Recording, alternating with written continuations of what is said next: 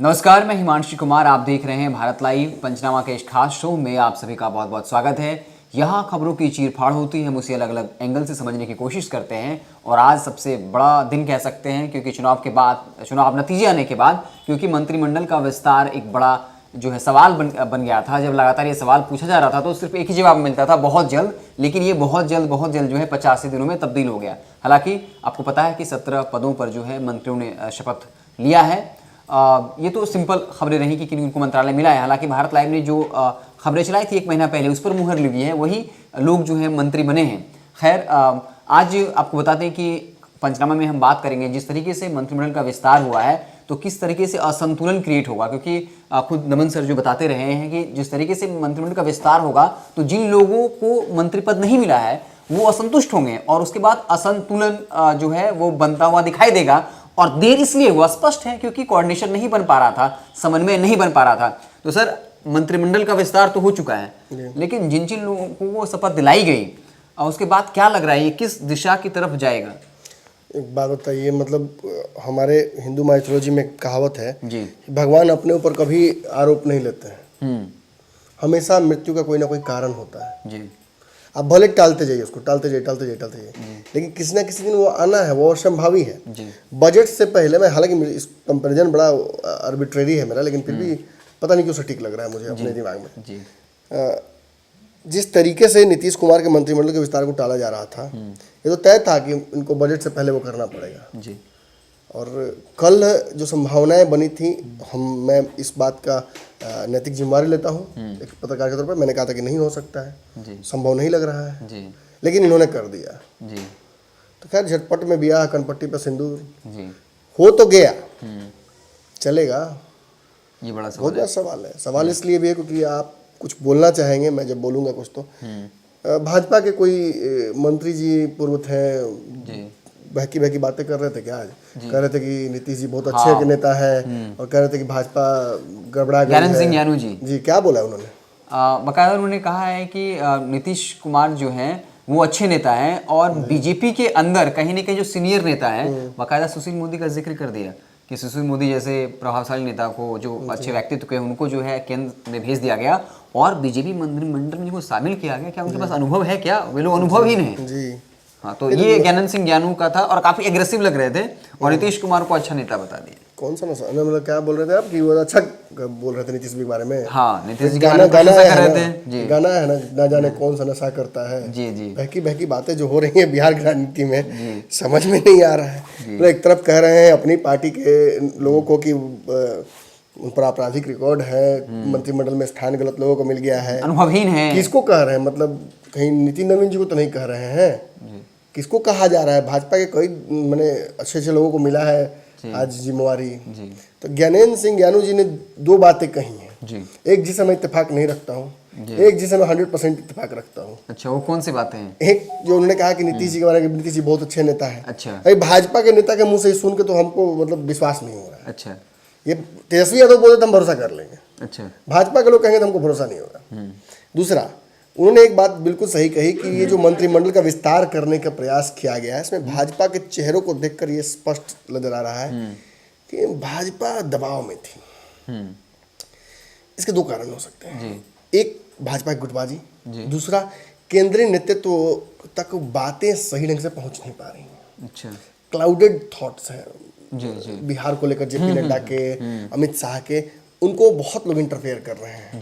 समझ रहे हैं? अब भी जब पुराने जमाने में टीवी देखते होंगे तो एंटीना घुमा के देखा जाता था कि कितने से धर रहा है सही। जी, जी, जी, तो जब बादल हो या बहुत ज़्यादा इलेक्ट्रॉनिक मैग्नेटिक अगर हो आसपास इंटरफेरेंस, तो सही सिग्नल नहीं पकड़ पाता है। और वही है, जेपी नड्डा जी को घुमा के लोग चेक कर रहा है इधर किधर से धरा जाए सिग्नल, लेकिन धरा नहीं रहा है सही। यही कारण है कि जो भाजपा 7-11 के साथ कितना था जो पिछला मंत्रिमंडल का जो था स्वरूप? हाँ जी, 7-11 था। 7-11 के प्रारूप से 7-11 था। नहीं, 7-5 सर, 7-5 माफ करिए। नहीं 7-5, 7 बीजेपी, 5 जेडीयू, 1 बीआईपी और 1 ये। तो यही सब भाजपा मिला के 13, 7-5 12 और 2 14, 1 मुन्नालाल चौधरी 13 हो गया था। हाँ, ठीक। तो जो भाजपा 7-5 के रेशियो से लीड कर रही थी मंत्रिमंडल में, वो 8-9 पे कैसे आ जाएगी? जी रेशियो तो वही होना चाहिए था विस्तार का। जी ज्यादा ओबियसली इनके विधायक हैं। एक अलग बात है कि हम आपको मुख्यमंत्री बनाते हैं क्योंकि हमने आपसे वादा किया था, जी जिसका हम जो इमोशनल एस्पेक्ट है वो भुनाएंगे बाद में। जी लेकिन मंत्रिमंडल में आपकी संख्या बढ़ाकर, कैबिनेट में आपकी संख्या बढ़ाकर हम एक बहुत स्ट्रांग होल्ड छोड़ देंगे, जी कमजोर होगी भाजपा इससे। जी जी ऐसी गलती कैसे हो सकती है? इसी कारण से हुई होगी ना। लेकिन आपने जो बातें कही इनको देखते हुए और भाजपा और जदयू की स्थितियों को देखते हुए, नीतीश कुमार ने भी कई दिग्गजों को अपनी पार्टी से बाहर रखा इस बार इस मंत्रिमंडल से। नीरज कुमार का एक नाम स्वतः ही नाम में आता है, जो कि इनका ऑलमोस्ट तय था। लेकिन नीतीश कुमार ने कई नए लोगों को मौका दे दिया है। जमा खान को मौका दे दिया है, एक निर्दलीय विधायक जो थे उनको मौका दे दिया है। और इस लिस्ट को देखकर मैंने अपना समीकरण तो उन्होंने कमजोर नहीं होने दिया, लव कुश समीकरण को तगड़ा रखेंगे, लेकिन बाकी समीकरणों पे कॉम्प्रोमाइज वो कर रहे हैं। यहाँ एक बात साबित हो जाती है कि नीतीश कुमार भले ही इन लोगों को मौका दे रहे हैं, लेकिन एक बड़ा चंक ऑफ जो उनका पुराना मंत्रिमंडल था, तो याद कीजिए 8 मंत्री हारे हुए हैं, किसी को मौका नहीं मिला। उन लोगों को इंतजार था श्रवण कुमार, हालांकि श्रवण कुमार को मिला है मौका, लेकिन इंतजार था इन लोगों को कि नीतीश कुमार कुछ देंगे। इसके अलावा जो विधायक जीत कर आए, गुदड़ी के लाल बेचारे, मतलब 28 विधायक हारे और 43 जीत के आए, तो 43 कितना मुश्किल से जीते होंगे, समझ रहे हैं आप। एक तरफ चिराग पासवान, एक तरफ तेजस्वी यादव, भाजपा अपना सेटिंग कर ही रही थी। इन सारे दबाव के बावजूद जो जीत कर आए हैं, उनको तो रिवॉर्ड चाहिए था ना, अपेक्षा थी उनकी, बिल्कुल नहीं मिला। इसके बाद मैं कुछ बयानों को रिपीट करना चाहूँगा। श्याम रजक ने कल क्या कहा था? मंत्रिमंडल का विस्तार हो जाने दीजिए, असंतोष दिखना शुरू हो जाएगा। क्या असंतोष दिखा नहीं? ज्ञानेंद्र सिंह ज्ञानू के माध्यम से। देखिए, बिल्ली के गले में घंटी एक ही बांधता है, एक ही चूहा मजबूत, पीछे कई लोग होते हैं, लेकिन उसके पीछे होते हैं कई लोग। और वो मीटिंग, वो एक एक करके चूहों का बिल से बाहर आना, गर्म पानी डालने, वो आएंगे, वो सभी निकलेंगे बाहर, सभी अपनी बात रखेंगे। और जब वो असंतोष पहले दिन, पहले घंटे में ही आ जाता है, तो श्याम रजक गलत नहीं थे। चिराग पासवान ने भी ये बात स्पष्ट कह दी है कि बिहार में नीतीश कुमार का सरकार जिस दिन मंत्रिमंडल विस्तार होगा, उस दिन ही अंतिम उनकी कड़ी शुरू हो जाएगी, अंतिम ताबूत की वो कील ठुक जाएगी। उसके बाद तय है कि नीतीश कुमार का सरकार गिरना है। ज्ञानेंद्र सिंह ज्ञानू का कहना ये बात, मंत्रिमंडल का ओवरऑल लुक देखना, भाजपा फ्रंट फुट पर होने के बावजूद कम सीटों में, कम कैबिनेट सीटों में कॉम्प्रोमाइज करना, ये सारी चीज, these are recipes for disaster.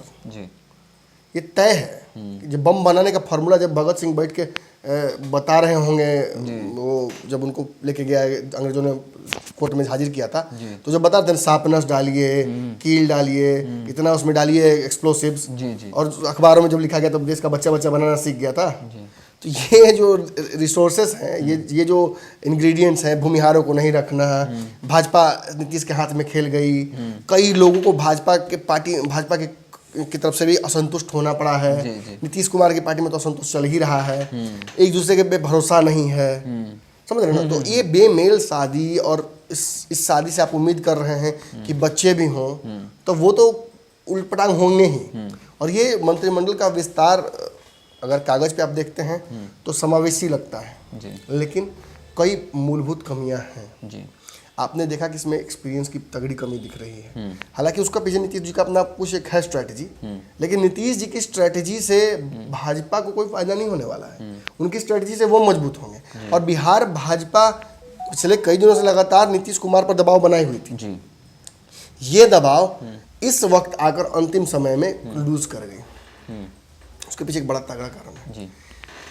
Bihar Bhajpa लगातार दबाव बनाई हुई थी। उसे पता था कि हम चीज़ों को तब तक गड़बड़ाने देंगे जब तक कि हमारे ऊपर, सरकार के ऊपर आंच ना आ जाए। देखिए, भाजपा को नीतीश की आवश्यकता है वर्तमान स्थिति में, वरना वो मुख्यमंत्री का कुर्सी नहीं कुर्बान करती। और भाजपा को जब वो कुर्बानी देनी पड़ी, और भाजपा के पास जब दूसरा कोई रास्ता नहीं है सरकार बनाने का, जो कि नीतीश के पास है, तो भाजपा नेसेसरी दबाव ही डाल सकती है। मैं बार बार रिपीट करता हूँ इस बात को। वो एक टेंसाइल स्ट्रेंथ होगा, वहीं तक दबाव देती है, उसके बाद नहीं वो कर सकती है। और नीतीश कुमार और भाजपा के बीच जो लगातार कमोशन चल रहा है इस मुद्दे को लेकर, उसके सामने आ गया डेडलाइन। मंत्रिमंडल विस्तार का, बजट सत्र। जो नीतीश से ज्यादा भाजपा की बेचैनियों को बढ़ाता है। जी। नीतीश कुमार का इस मंत्रिमंडल में बहुत ज्यादा इंटरेस्ट नहीं था। उन्हें जमा खान को मंत्री बनाना था क्योंकि उन्होंने बाहर से लाया था उन्हें, सुमित सिंह को बनाना था, वो बाहर से लाया था उन्हें, और कई पार्टियों में टूट फूट उन्हें तोड़फोड़ उन्हें करनी है, इसलिए वो ये मैसेज देना जरूरी था कि आप मेरे साथ आइएगा तो सड़े ना रहो तो ऐस करोगे वाला। तो वो ऐस तो उन्होंने करा दिया 2 लोगों को।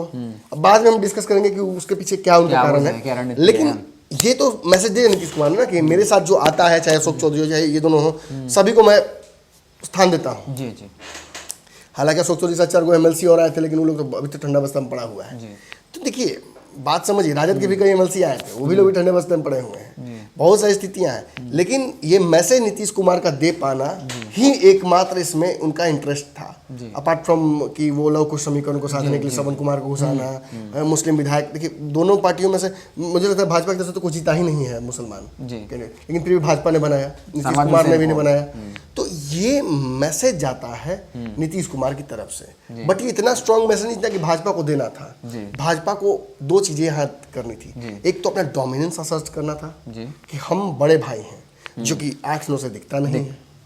भाजपा को ये दिखाना था कि हम समावेशी राजनीति करते हैं, हम अपने वोटर बैंक को रिवॉर्ड कर सकते हैं, जो कि भूमिहारों को नहीं स्थान देकर भाजपा ने बहुत बड़ी गलती कर दी। भाजपा का बड़ा भूमिहार सपोर्ट बैंक है बिहार में जी, जो नीतीश के पास नहीं है। और देखिए मैं आपको एक बात स्पष्ट बता दूं, 2 व्यक्ति अगर एक दूसरे से ताकतवर होने की कवायद में हैं जी, तो एक के पास जो स्किल नहीं होता है वो दूसरे के लिए वो स्किल अगर उसके पास हो तो उसका इस्तेमाल किया जाता है। बिल्कुल, तो बहुत बड़ा एसेट हो जाता है जी। और ये भूमिहारों का गुस्सा नीतीश कुमार के प्रति इस चुनाव में दिखा ना आपको जी जी। 28 सीटें कम हुई ना, ये केवल एक चिराग पासवान और एक भाजपा की वजह से तो नहीं हुआ होगा जी। मैं तो शुरू से कहता हूँ कि भूमिहार इस बार नीतीश कुमार जी को दिखाना चाहते हैं ना जी, जी। और हद तक दिखा दिया उन्होंने, लेकिन उन भूमिहारों के कोप का भाजन भाजपा तो नहीं बनना चाहिए ना जी। भाजपा पर पहले से ही आरोप लग रहे हैं, कई भूमिहार नेताओं को भाजपा ने साइडलाइन कर रखा है। तो ऐसी स्थिति में ये भाजपा के लिए आत्मघाती नहीं हो गया? 2 बड़ी गलतियां, एक सीटें कम कैबिनेट में, जिससे हमेशा के लिए आपका जो एक एडवांटेज था वो आपने लूज कर दिया। अब तो नीतीश डोमिनेट करेंगे ना जी। और दूसरी, कहीं ना कहीं आपने भूमिहार समाज को एक बड़ा समाज, अब मैं ये नहीं कहना चाहता हूँ कि नीतीश के दबाव में ऐसा कुछ हुआ है, क्योंकि नीतीश का इसमें इंटरफेरेंस नहीं हो सकता है, लेकिन वजह जो भी रही हूँ, लेकिन ये कदम आत्मघाती नीतीश का इसमें इंटरफेरेंस हो ना हो, सुशील मोदी का तो जरूर होगा। हाँ, क्योंकि उनका अपना प्रभाव है, सुशील मोदी का जरूर होगा। और सुशील मोदी का प्रभाव है तभी तो नितिन नवीन बने हैं ना जी, बहुत बड़ी बात। नितिन नवीन के माध्यम से देखिए विभाग भी कौन सा दिया है, वो नंदकिशोर यादव वाला विभाग, नंदकिशोर यादव भी उन्हीं के आदमी थे। नितिन नवीन के बारे में कहा था कि ये बहुत समर्पित है इस खेमे को, सुशील मोदी खेमे को, और अपनी एंट्री तो उन्होंने करा ली। अब इस कैबिनेट में नीतीश कुमार का प्रभाव 2 गुना हो जाएगा। अपने मंत्रियों पर तो प्रभाव था ही, भाजपा का भी एक इंसाइडर वहां पहुंचा रहेगा, भाजपा में भी एक इंसाइडर रहेगा वहां कैबिनेट में, तो इनका प्रभाव बढ़ेगा। और इससे सरकार चलाना जहां देखने में आसान लग रहा है कि नीतीश जी का ताकत रहेगा तो सरकार चलेगी, लेकिन असंतुष्ट लोगों का बेचैनी बढ़ेगा। बहुत जल्दी हम जो इंटरव्यूज जिन लोगों ने दावा किया कि सरकार गिरेगी मंत्रिमंडल विस्तार के बारे में, उनका भी हम इंटरव्यूज आपको दिखाएंगे कैसे कि उनके दावे कहाँ तक पहुंचे। क्योंकि देखिए ऑब्वियसली अगर कोई कहता है कि ऐसा होगा और पहले ही घंटे में हो जाता है, ज्ञानेंद्र सिंह ज्ञानू की बेचैनी जिस तरह से बढ़ी, अब जयकुमार सिंह हैं और भी लोग हैं वेटिंग में जो बैठे हुए हैं, उन लोगों से भी बातें करनी होंगी कि क्या भाई आपको कैसा लगा ये मंत्रिमंडल का विस्तार, क्योंकि जयकुमार सिंह मोरल ग्राउंड तो उनके पास नहीं है इसका विरोध करने का। जैसे कि ज्ञानेंद्र सिंह ज्ञानू के सवर्णों को उत्थान नहीं मिला, इतने सवर्ण आए हैं फिर भी उनको लगा सवर्णों को उत्थान मिला। अब ये बात जयकुमार तो नहीं बोल सकते, क्योंकि दो तो राजपूत विधायक हमें दिख रहे हैं जो कैबिनेट में जिनकी एंट्री हुई है। तो इस हिसाब से कैसे इसको डील करते हैं बाकी नेता, ये बड़ी बात होगी। नीतीश कुमार ने ऑब्वियसली डिजास्टर फॉर जो बने रेसिपी फॉर डिजास्टर वो तो कर दिया है। अब यहाँ से सरकार कैसे गिरती है, किस परिस्थिति में गिरती है, क्या जो सरकार के अपने ही अंग हैं जो विधायक हैं अलग अलग पार्टियों के कितना संतुष्ट होते हैं, क्योंकि मांझी जी ने भी बधाई दे दिया है भारी मन से। अब उस बधाई के पीछे उनका कितना दुख है, क्योंकि उन्होंने एक्सर्ट किया था जी, दबाव बनाया था यहाँ तक कि हमें एक मंत्रिमंडल और चाहिए, एमएलसी की सीट चाहिए, एमएलसी सीट चाहिए, मिला तो नहीं। अब क्या कीजिएगा, the ball is now in your court, आप जो करना चाहते हैं कीजिए। तो मतलब इस सारे लबोलबाज से हमारी बातचीत जो हमने की, क्या लगता है आपको, क्या सरकार ने अपने आप को खुद ही क्लीन बोल्ड सा नहीं कर लिया है? हाँ, क्योंकि सबसे बड़ी बात आप जो भूमिहारों की बात कर रहे हैं, ये एक बहुत बड़ा मुझे लगा, क्योंकि नीतीश कुमार से भूमिहार पहले से खफा है, चरण सिंह का मुद्दा हो, गिरिराज सिंह लगातार अटैक करते रहते हैं, लेकिन बीजेपी के लिए भूमिहारों का वोट बैंक के तौर पर उनको इस्तेमाल करते रहे हैं। लेकिन इस बार जो कैबिनेट का विस्तार हुआ, 17 मंत्री बने हैं, उनमें से एक भी भूमिहार को मंत्री नहीं बनाना, ये शायद बीजेपी के लिए आत्मघाती होगा। लगातार खबरें चल रही हैं जी। तो ये आज का हमारा पंचनामा था। मंत्रिमंडल का विस्तार तो हो गया, 17 मंत्रियों ने शपथ भी लिया है, लेकिन अब जो है असंतोष साफ तौर पर सामने आने लगा है। हालांकि आरजेडी के नेता श्याम रजक ने स्पष्ट रूप से कहा था, लेकिन पहले ही घंटे में ज्ञानंद सिंह ज्ञानू द्वारा यह कह देना कि सुशील मोदी जो इतने अनुभवी नेता, उनको साइडलाइन कर दिया गया, बाकी जो लोग बीजेपी के नेता है वो अनुभवहीन है, तो अब जो है असंतोष जो है दिखना शुरू हो गया है। अब देखिए आगे होता क्या है, आप देखते रहे भारत लाइव, हम आपको पल पल की खबरों से लगातार अपडेट करते रहेंगे। बहुत बहुत धन्यवाद। अगर ये वीडियो पसंद आई और वह बिहार के राजनीति और बिहारियत से सरोकार रखेनी तो सब्सक्राइब बटन दबा के चैनल के सब्सक्राइब कर ली। ओजे एगो घंटी बा, ओकरा बटन दबा देला से कुल सटीक और मारक खबर रुआ मुफ्त में मिल जाई। अगर रुआ पत्रकारिता के हमनी के नया प्रयोग में सहयोग कर चाहतानी तो ज्वाइन बटन दबा दी। पेटीएम नंबर नोट कर ली 9386816700। धन्यवाद।